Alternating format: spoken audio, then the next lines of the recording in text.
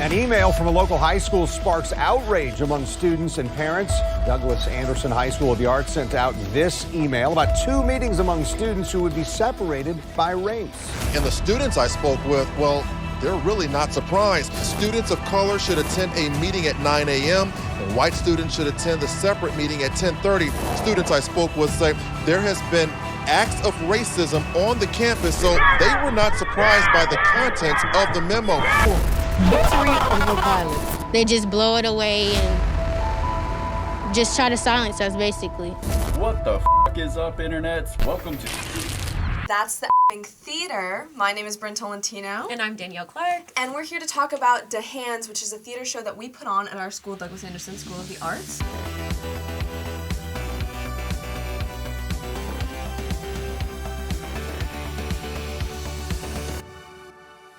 Do you want to talk about what it's about? Yeah, so basically, De Hands was just a devised theater production created by the students after recent events that have been transpiring at DA. Over the summer, there was a whole big thing. I think it was called like the 16 pages that came out about the theater department and like the racism that students have been experiencing. Written by an alumni. Yes. And so after that, a lot of students got together, and then there was a new teacher, Mr. Keith Johnston. There was a new class, the Theater of Color class, and he decided that he wanted to do a student-produced show where we just talked about the issues that happened, and he also explained that Douglas Anderson was built by a black man, which nobody knew, and so we just talk about what Douglas Anderson did and how he built the school as an answer to racism, and we just look at what Douglas Anderson did, and we try to we tried to, which I think we were pretty successful at. I think we succeeded at just getting people to think a little bit differently and not, I think we took a different approach with not just like blaming people or like telling people what they did wrong, but just asking them like, what's in your hands? Like we as students, we took the initiative to do this, to shed light on a situation that happened. And so, yeah. And even though it wasn't, at the beginning of the show, it was specifically said that like, oh, this does not portray what actually happens at like the students or the alumni or anything like that doesn't actually portray people in the actual school. But what happened in the play was actually pretty close to something that happened last year. Yeah. Not about the bandanas, but about something else. Yeah, where students organized a protest, and of course it got shut down. There was a walkout that was supposed to happen that did not happen because admin threatened people with referrals, and teachers were saying you're not allowed to leave, like it'll affect your grade and stuff like that. So a lot of students didn't participate for that reason. And so, yeah, it was a pretty big thing that happened at our school. All right, and so next we're just going to talk about connections. And so we're going to talk about how the play that we did connects to what's happening right now. And so basically, what's happening right now is at DA currently, me and some other fellow black students are getting together and just trying to change the culture at DA, trying to make it a better place for underclassmen, students that are coming into the school. And so I know Marley Fiacher, she says that she is creating, what is it called, Brynne? It's called Town Hall. It's a town hall where she has all of the students after school. They go, basically what they do is there's admin in the cafeteria, and just like how a regular town hall would be set up, you would go there and then you would have like 3 minutes to talk about an issue that you personally experience. Admin listens to what you say and then they respond in your face physically, like right there, they have to give you something to say. And so I think that's pretty amazing. Just like what we're saying, like just taking the initiative, like what can you personally do? What do you see the injustices happening? And then, so Marley created that, which was like amazing. And right now she's kind of having some issues, but she's still fighting to get it. Yeah, it's still fighting to get it approved.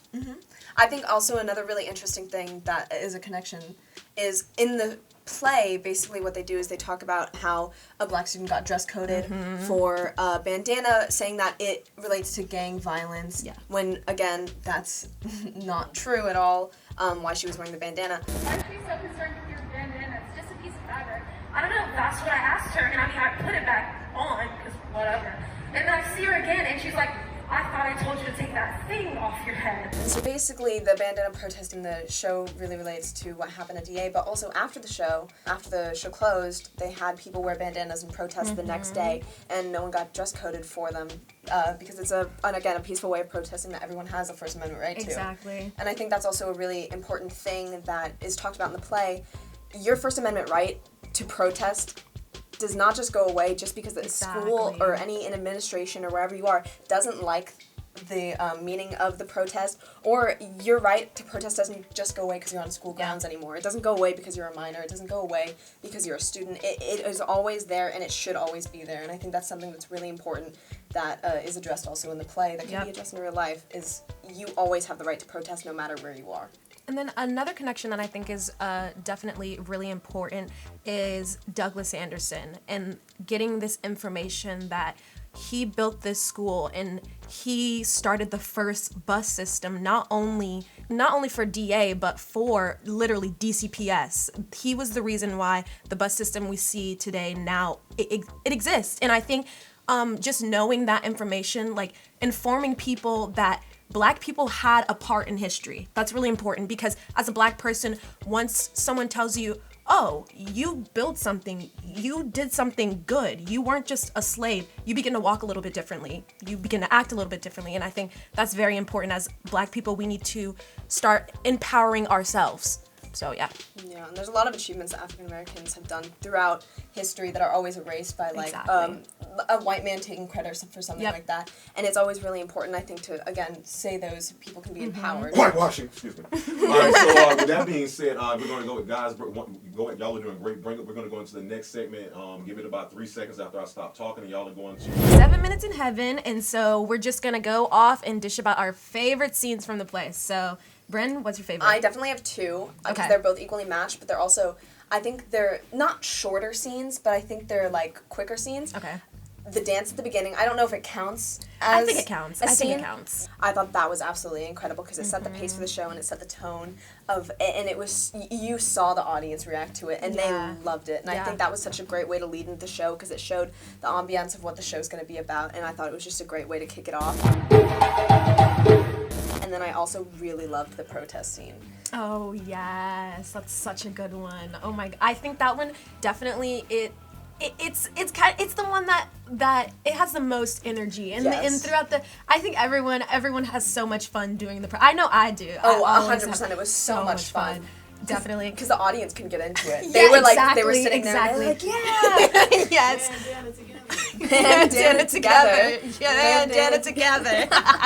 Yes. So there's the protest, but then admin starts coming in and they have a cut scene to admin where they're like, this isn't good, the protest isn't good. But while that's happening, there's an African drum in the back and everyone else who was in the protest is going slow motion. This isn't good. No. Okay, first things first, no walkout. Okay, good. And then as soon as the admin scene starts again, everything goes back to real life speed. And I think that was really fun because the African drum really moved the scene along. And then they changed the lights and it was red. And it was really interesting and really fun to do.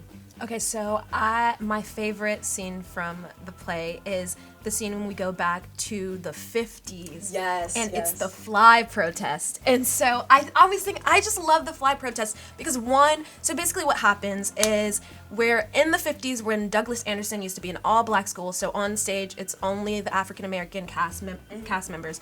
And so what happens is Sam Davis sees a fly in his school lunch, and then he tells the other students, like, this is unacceptable. They're feeding us bugs, basically.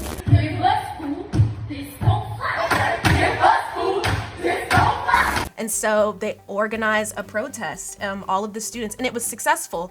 They don't eat from the school cafeteria, and the school loses a ton of money, and so then the school ups their game on the cafeteria food. And I think that's so important for us students, and not just the students, the audience, to see that you can have a successful protest. Like protesting, I think there's this negative connotation about protest. When you hear the word protest, you think it's a negative thing, when actually when you hear the word protest, it should be positive, because it is. And I think that's so amazing that the students did this thing and it worked. And that's the thing that's happening right now at DA is there are a lot of protests that are happening, but they're not as successful. And I think as students, we can look back and learn from what former students have done. It gives you hope. Like there is success that's possible there. Definitely. And it's so fun. Mm-hmm. It's fun to watch. So fun to watch. And Marley comes out in her roller skates and stuff like that. She skates across. Oh yeah, it's so the good. roller skates. It's all. And then when they go like, "Shut up, Mo." That's the line. Everyone loves that one. It's so good. It's so good. Another really, really good scene is that happens in the 20s. And so basically how it's set up in the 20s, Sam Davis is just like, hey, this school was built by a black man. And we're all like, okay, cool. And he's like, what would Douglas Anderson do? And we're like, huh? And he's like, okay, let me tell you about Douglas Anderson. And so then we flash and you see Ice and Tiaja and they're at his like car. Yes. And then there's this scene that happens with the two racists. The two racists. And they literally like right there, they like attack the Jacoby. They attack Jacoby, and Douglas Anderson comes up and he's like, this is unacceptable. And it's amazing because Douglas Anderson literally, that's what he was doing. He was talking to white people, he was stopping things, he was protecting the community. He had so much power. Yeah, he had so much power. And as a black man in the 20s, telling white people what to do, that's crazy. Oh, 100%. And again, and even after that, you know that it doesn't stop. Like you see him start to create the school, and you see him like address all the issues of like the black kids were getting harassed by the streets because they were trying to walk to school and then they couldn't because the white kids kept beating them up. Yeah, and you saw him it's how he created the bus system, and then he actually founded the school, and you see that all, and it's so empowering to see.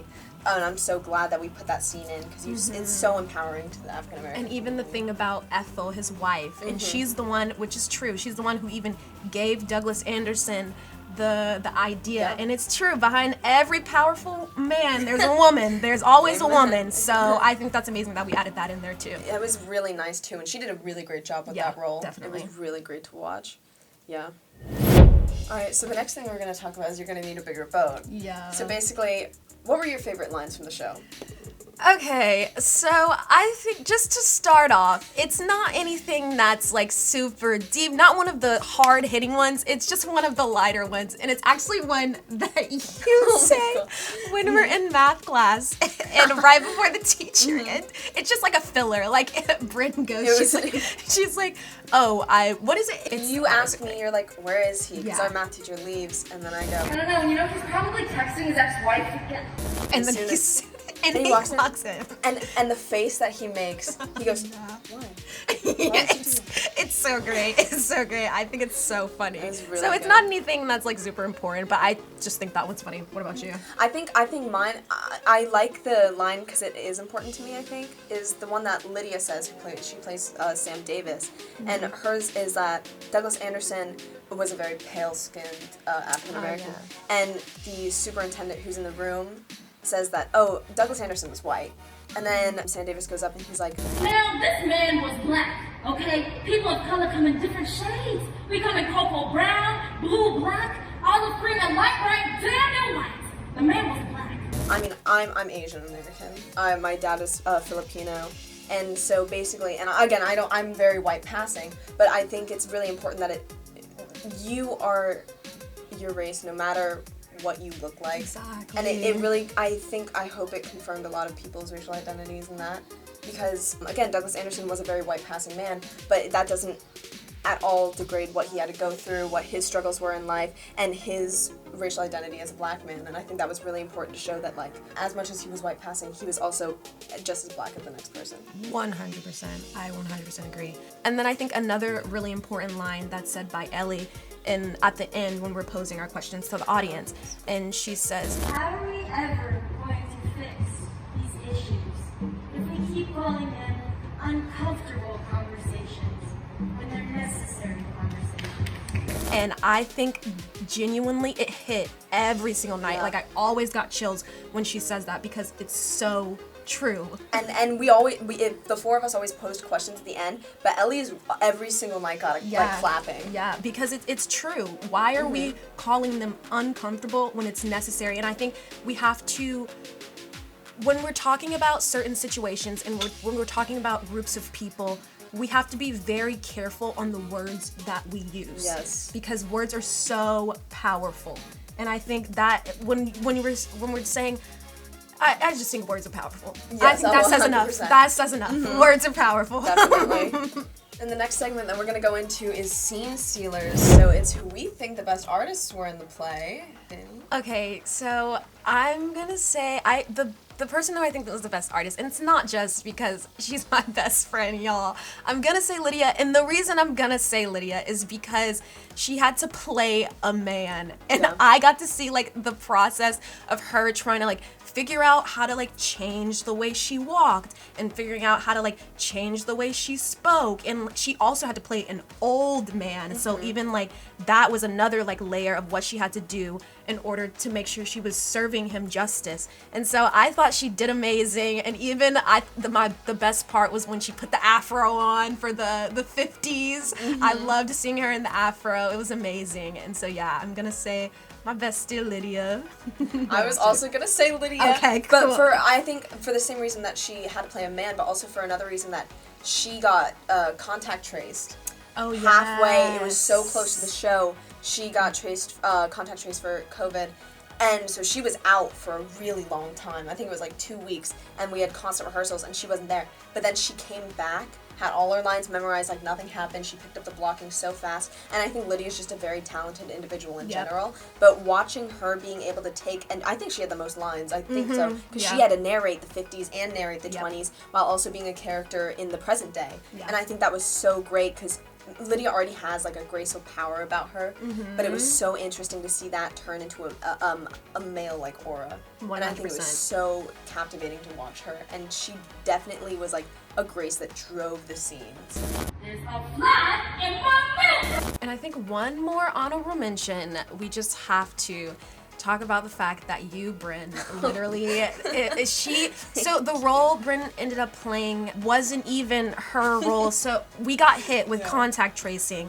I think it was like in the middle of the shows. Yeah, we had 2 weekends that we played. 2 weekends, and then we got hit with contact tracing, and Haley, who was supposed to play May, who's my best friend in the show, she couldn't be in the show anymore because she couldn't be at school. So Brynne had to step up and literally, like, and one of the hardest scenes to do is our black box scene, is because that scene, like I was saying earlier, it's devised theater, so everything's created by us, material written by us. And so that black box scene was written by me, Ellie, Lydia, and Haley. And so Brynne had to jump in there, and we had to create a whole new environment because Brynne's not Haley. She's a whole different person. So because it's devised, we have to create something different. And Brynne did an amazing job. Like every single night, it was she killed it. Thank so yeah. you. Thank you. I'm sorry too. Because it's not that I didn't understand, it's just that I didn't feel like we could do anything about it. Okay, so our next segment is going to be what would you change? And so it's not necessarily the things, I mean, it could be about the show, but then also what should be changed after seeing this show. So what do you think? Well, I know a lot of people who came to see the show were admin or some kind of administration from our high school, Douglas Anderson, and one of the people who actually saw the show was Principal Hammer. Now, the memo, which was written by school principal Melanie Hammer, clearly states students of color should attend a meeting at 9 a.m. and white students should attend the separate meeting at 10:30. They scheduled a meeting for the students, but it was like a racial equality meeting, I think, something to do with like racial justice or something like that.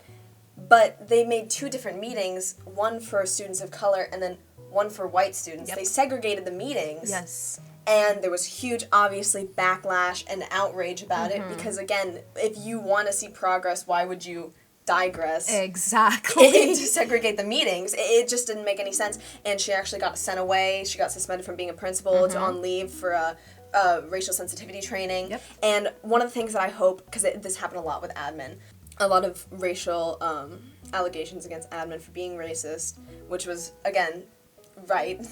But they went and saw the show, and I hope after they saw the show, they saw how much damage their prejudices do to students of color specifically, and how much that hurts their education and hurts their young lives. Because you're at such an impressionable age, if you see this from administration, then you're really gonna have issues trusting authority and stuff like that. And I hope, again, that never has to happen again, because the segregation meetings were absolutely outrageous. 100%. And I hope that she saw that show and saw that she needed to make a change inside herself, and that there needed to be a change at the school.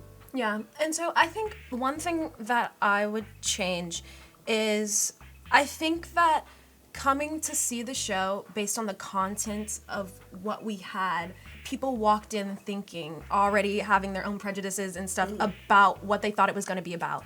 And so I definitely think because of the way we delivered it, they left completely changed about what they previously thought of the show. And so I think that speaks on, because it affected our show. It definitely did. It affected people because they thought we were just going to sit on stage and call everyone in the audience racist and tell all the white people how terrible they are, but that's not what we did. Yeah. We didn't complain. We just posed the question, what's in your hands? And I think that's really important about judging a book by its cover, judging Black people by the way that they look. And so that's a really important thing. And I think everyone from the audience walked away knowing that, wow, you shouldn't do that. You just shouldn't judge a book by its cover. And so I definitely think that's something that people can learn from, and it'll spread. It'll definitely spread.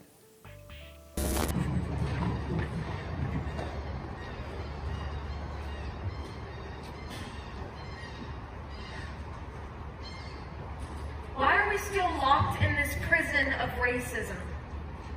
Don't you and I have the keys in our hands? How are we ever going to fix these issues if we keep calling them uncomfortable conversations when they're necessary conversations?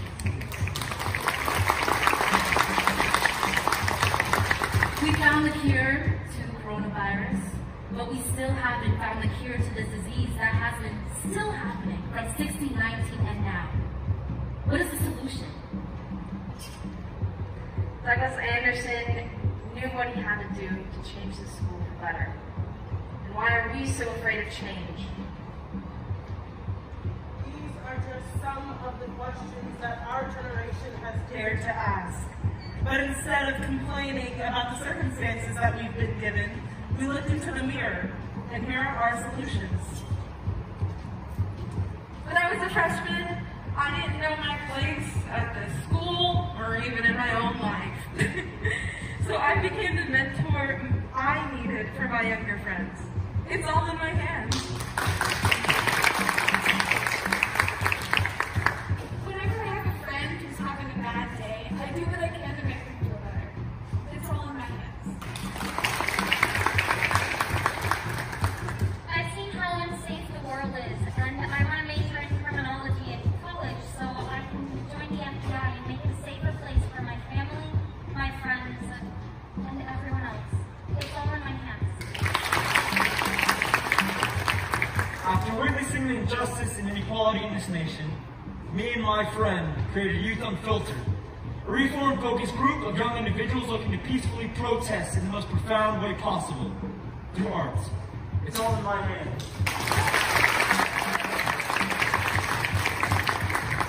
Making sure students have something to showcase their mark at DA, I talked to the DA Black Art sponsors to invest in Black Art tours for graduating seniors. It's all in my hands. I noticed a lot of misinformation about mental health resources, so I took it into my hands to end the stigma and help people realize that there's more than just a number to call. It's all in my hands.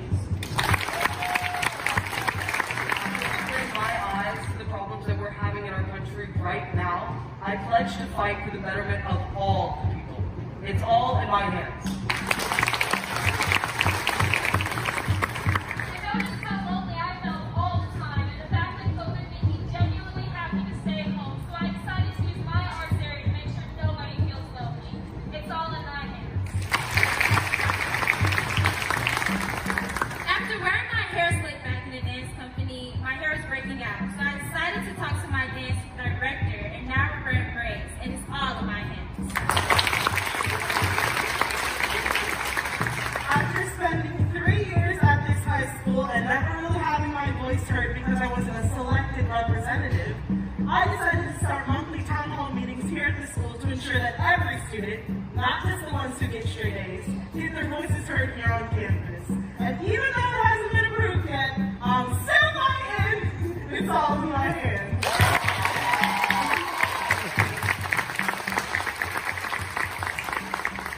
This is what our generation is doing.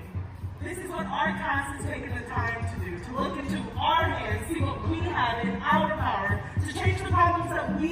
me every single day. That's the f***ing theater. Beautiful. All right, so over there so I can take y'all a picture and y'all go.